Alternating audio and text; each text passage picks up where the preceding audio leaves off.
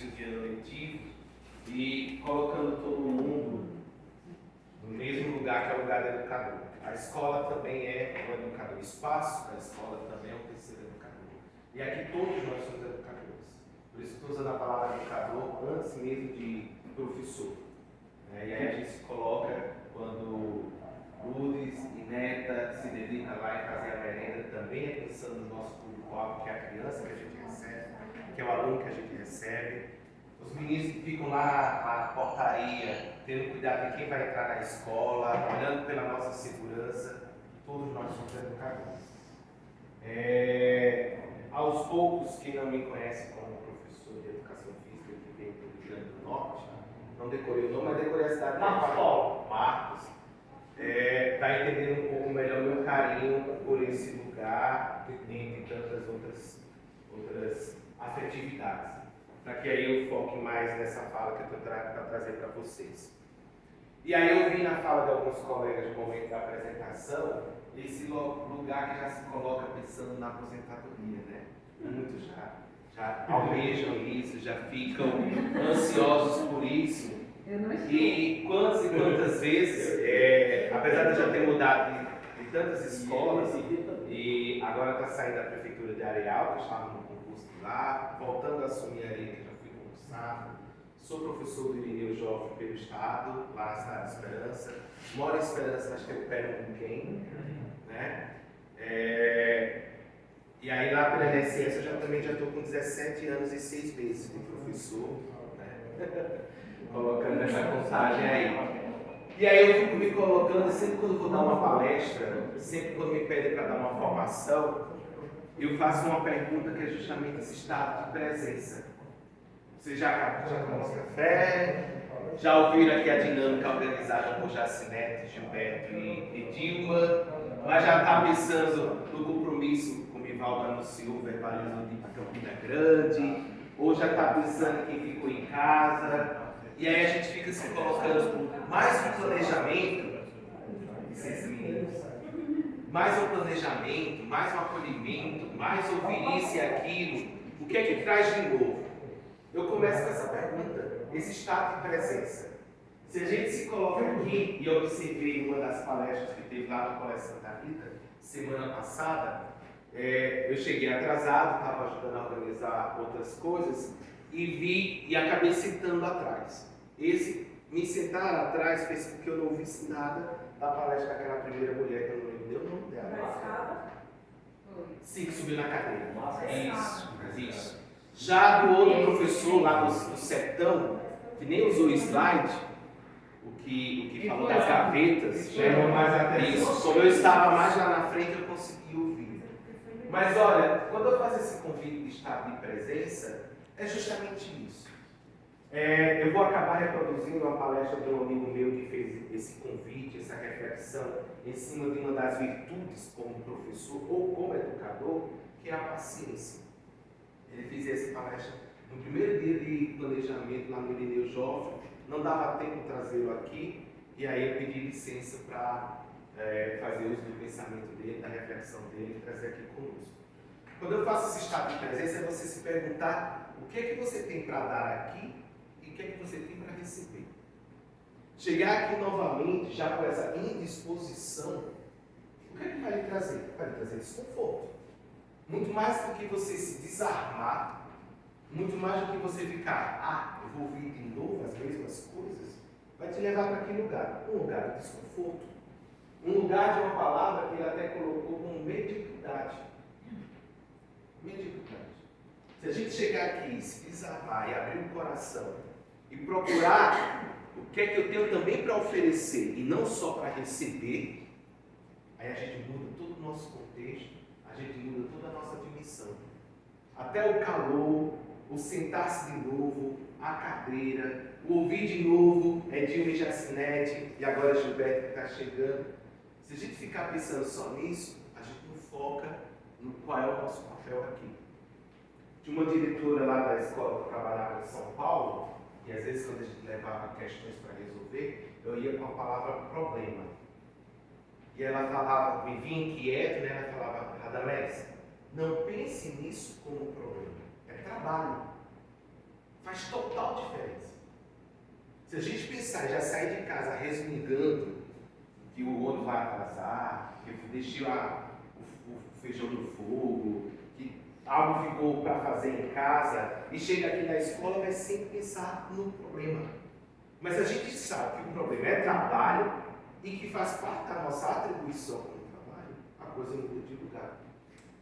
E antes de trazer essa reflexão que o cérebro, o negócio está saindo aqui, pensar, eu vou dar um exemplo que reproduzi lá no encontro de formação dos anos finais e com o pessoal da educação infantil. Quando a gente montou a segunda fase dos anos finais, em 2006, no João César, era uma equipe muito da hora, muito linda. Eu falo era porque eu não conheço o ritmo de trabalho de vocês agora nesse novo espaço, com nova gestão. Mas naquela época que todo mundo decidia, todo mundo vestia a camisa. Não era, João? Mesmo que alguém não concordasse, mas depois que todo mundo estava decidido, todo mundo abraçava por onde fazer. E é por isso que a gente dava a cara a bater até para exigir, como a gente foi exigir, a ampliação da escola, que era no outro prédio. E o ano passado, ainda estou no WhatsApp do grupo dos concursados do Estado, quando estava chegando ali nos feriados que o governo deu devido às eleições, ia ter o funcionário público na sexta-feira, ele jogou para outra semana, acabou que no Estado tivemos 2 semanas sem aula. Diferente do município que ainda conseguiu se organizar melhor. E aí tem professores comemorando que mais 2 semanas sem aula. E eu falei, eu não tenho medo, eu prefiro ser taxado como chato, mas se é algo que envolve escola, está no meu papel como educador cobrar para isso. Senão você medíocre. Senão você é falso naquilo que... Eu tive a oportunidade, quando eu viajei para São Paulo, e quem me conhece sabe disso, de deixar de ser professor. E a arte me voltou para dentro da escola. E a vida está me voltando como quem? A vida está me voltando como quem? Isso é muito significativo, muito simbólico para mim. Fazer concurso novamente e voltar como quem? E aí retomo esse exemplo lá do Estado. Ah, não vai ter aula. Eu falei, eu não comemoro isso, não ter aula. Eu não comemoro. E aí ele falou assim, um professor que é licenciado do sertão, do litoral, tu tá achando pouco as aulas? Tu queres as minhas? Eu falei, não quero suas aulas não, porque eu trabalho na Justiça Eleitoral e vou ter direito a 12 folgas. 12 folgas. E para quem trabalha na escola só 2 dias, o último dia que eu dei aula foi 16 de novembro. De 16 de novembro, vim dar aula agora, terça-feira dessa semana. Aí eu falei, o que eu não queria é estar no lugar de um aluno de uma escola pública, principalmente da 3ª série do ensino médio. Por quê? Primeira série desse aluno foi o primeiro ano de pandemia. Que aí a escola pública foi desastroso. A 2ª série desse aluno de uma escola pública, do ensino médio, já foi aquele milagre.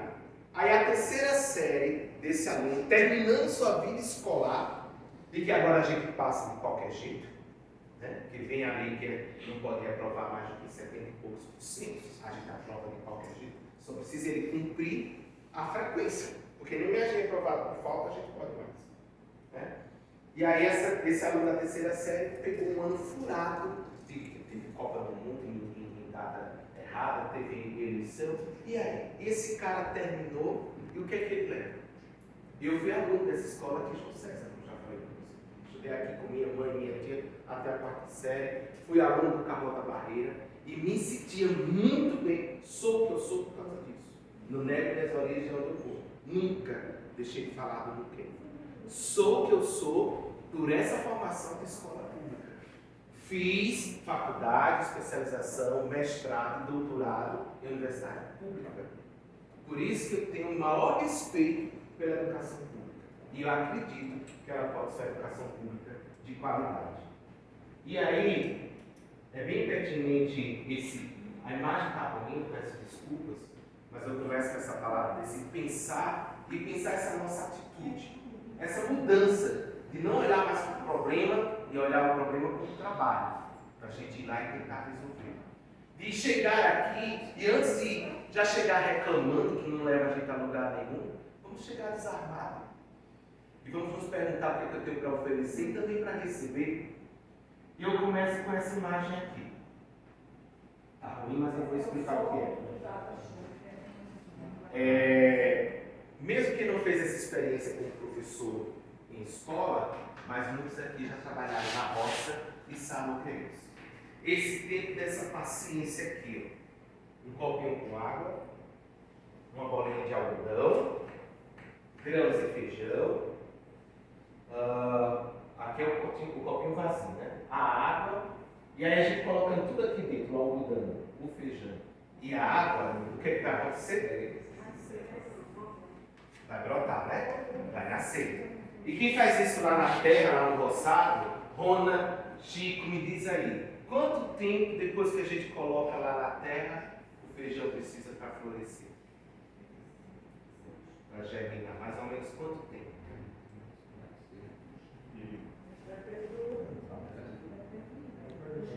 Depende da água, mas tem uma média aí. Eu sei que mais ou menos que se planta em março, em junho a gente consegue colher bem, né?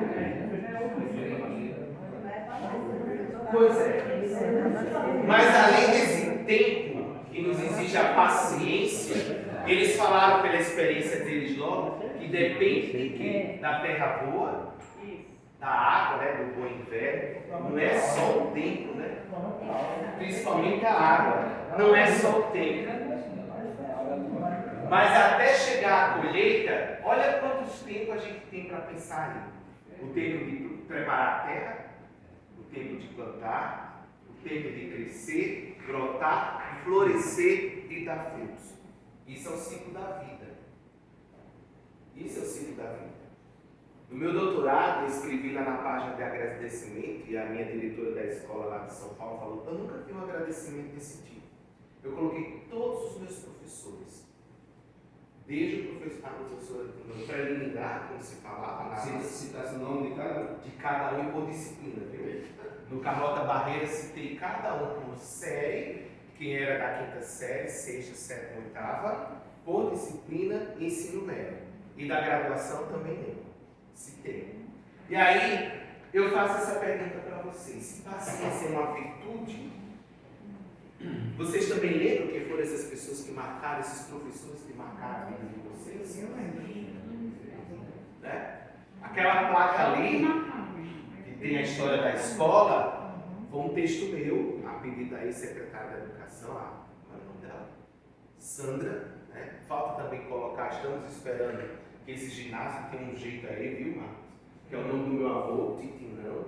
A placa existe, a gente não colocou porque ele foi embargado. E são pessoas também que marcaram a vida dessa escola e dessa comunidade. Daquele conjunto de professores que tem na placa ali, só tem mais duas professoras vivas, que é a Dona Ivonete, a mãe de Jacinete, e Tia Birri. As outras já estão em nossa memória. E aí eu pergunto e trago novamente essa questão da paciência como virtude, e que às vezes a gente esquece, e que a gente vai nessa ansiedade, e nessa ansiedade muitas vezes provocada por esses novos recursos, como a gente coloca o WhatsApp.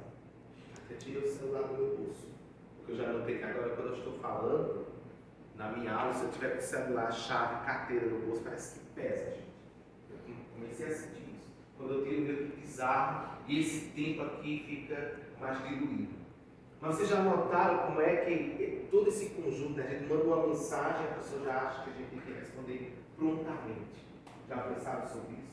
E se a gente não responder na hora, a pessoa já fica pensando que aconteceu alguma coisa. Né? O que aconteceu? Será que tem alguma coisa chata, algum clima? Né? A gente começa a pensar sobre isso. Porque o mundo está nos condicionando a esse tempo que não pede mais paciência. E eu fico muito preocupado quando eu pedi para vocês pensarem nesse professor que marcou a vida de vocês, é para a gente pensar nesse aluno que a gente vai receber dia 23. Né? Ele não vai ter culpa, peço licença para fazer uso da palavra de Valdo, que ele fala desculpa, não sei o que, ele pediu desculpa de alguma coisa, de alguma questão que estava implicando ele. É sempre bom a gente também ter consciência desse pedido de desculpa, porque quem vai chegar aqui também vem com problemas. Ontem, avaliando os critérios de avaliação qualitativa, né? Eu prefiro chamar de contínua. Pois é, colocava lá. Qualitativa, todas as minhas avaliações vazias, não. Colocava lá a questão de resistência. Eu falei, mas é estranho isso, né? A gente avaliar o aluno que está sendo resistente e dar uma nota lá, né? Um e-mail, meio ponto ou um, porque a resistência deles está corroborada por muita coisa. Quando eu comecei a ser professor aqui na João César, em 2004, aí eu chegava em casa e compartilhava com minha mãe, que já tinha mais anos de experiência, trabalhou aqui 43 anos nessa escola. Eu falava, mãe, os meninos hoje não estavam rendendo. Era um sono, um abrimento de boca. A mãe perguntava, teve merenda? Eu falei, não teve. A escola até soltou mais cedo hoje. Isso é um dos motivos. Porque em casa eles também não têm. E aí o rendimento na sala de aula cai. E se o professor não tiver esse cuidado, vai gerar resistência do professor para o aluno e não do professor. A gente não sabe o que acontece na casa dele. As condições familiares, psicológicas, agressões. O ano passado, na escola de Areal, a escola foi arrombada 3 vezes para carregar a merenda. Esse arrombamento da merenda também reflete uma questão social. Logo, merenda, por quê? Porque o merenda também não tinha nada em casa. E quando foram investigados, tinha aluno do 8º ano, meu aluno, que desenhava super bem na aula de arte e estava envolvido no povo. E não voltou mais para a sala de aula. Né? Outro critério de paciência, isso também aprendi com minha mãe, eu não passo mais tarefa de casa, gente. Porque nem sempre a família tem condições. Vai gerar outro problema para o professor. Isso é uma reflexão minha, tá? Não estou dizendo que vocês, como professores, façam o mesmo. Cada um tira a sua experiência. Mas a gente vai e passa, se não trouxer tal dia, não cumprir o prazo, é menos 1 ponto, é menos 2 pontos, é menos não sei o que, é menos tudo. Mas se ele não tiver em casa que dê essa orientação, esse sentido, o que vai resolver tudo isso é o professor. E agora o que a gente chama tanto de BNCC, ela traz ainda outra questão. A gente, como professor, às vezes olha para a BNCC, que não é nem lei, é um documento orientador, lei que nos rege, a LDB de 96. A BNCC ela não é conteudista. E o nosso papel como professor não é o mesmo dos 27 anos. Os 27 anos, quando a anunciada começou, eu também, quando eu comecei aqui, eu me enchi de livros didáticos. Nessa época não existia nenhum livro. Quando eu fui embora para São Paulo, eu peguei todos os meus livros da casa que eu morava com minha mãe e o computador que eu tinha, o primeiro computador, e doei para a escola João César. Eu tenho essas fotos até hoje. Peguei o meu computador e doei. E peguei todos os meus livros e doei. Por que eu fiz isso? Porque naquela época, todos os alunos dessa região, já no ensino médio na faculdade, iam bater na porta lá de casa e perguntavam, mas eu tenho um trabalho sobre pré-história.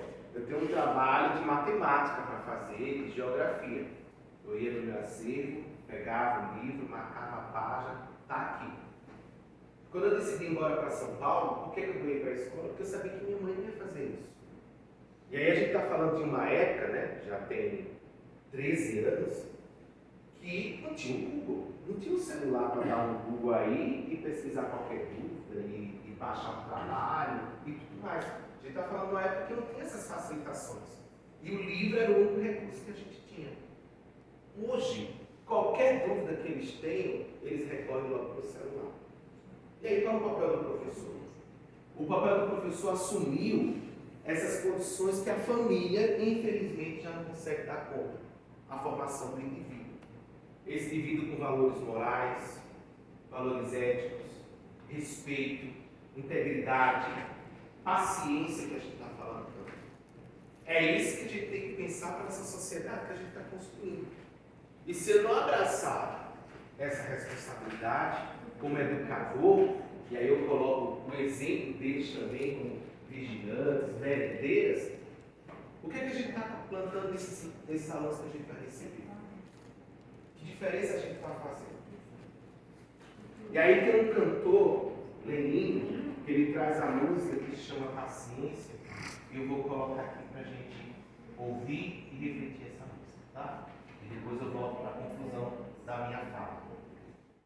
Mesmo quando tudo perde um pouco mais de calma, até quando o corpo perde um pouco mais de alma,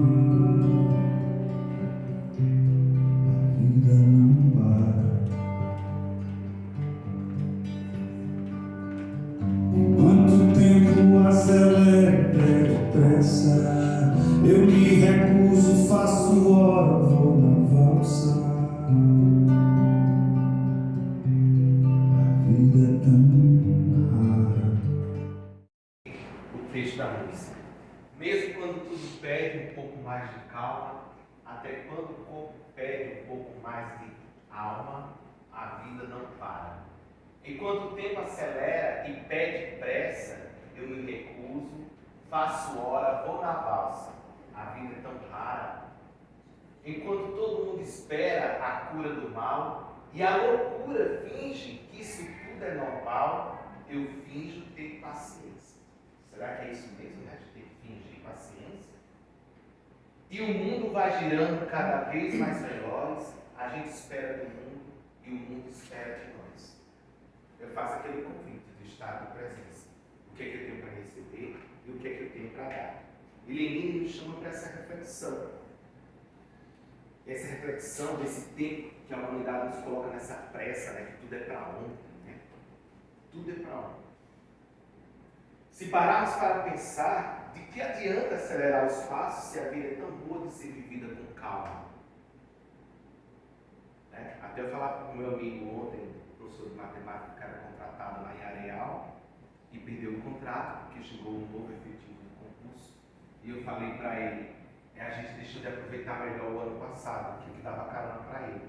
E ele falou que de todo o meu áudio que eu mandei para ele de despedida, essa foi a frase mais forte. A gente poderia ter aproveitado melhor o ano passado.